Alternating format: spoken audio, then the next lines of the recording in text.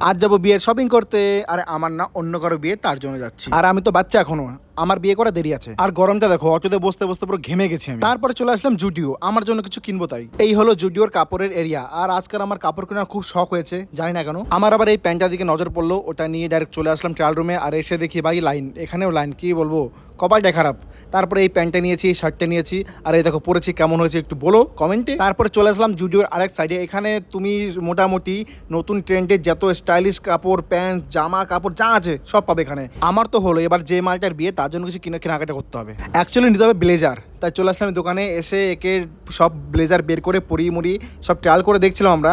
আর এখানে 2-3টা আরও অপশন ছিল, তার মধ্যে আমাদের এটাই ভালো লাগলো। তারপর আমরা সব ডিসাইড করলাম এটাই ভালো লাগছে, এটাই নিয়ে নিই। তার সাথে একটা হোয়াইট শার্ট নিয়ে নিয়েছি। আর শুধু বাকি আছে টাই, ওটা কেন বাদ দেবো, সব যখন নিয়ে নিয়েছি। আমি তো ভাবলাম এদের হয়ে গেছে, দেখি আরও জামা প্যান্ট কিনছে এরা। এরপর চলে আসলাম জুতো নিতে। এই মালটাকে দেখছি টেনশনে পড়ে গেছে কোনটা নেবে। যাই হোক, তারপর একটা পছন্দ করেছে, তাই চলে আসলাম রুমে।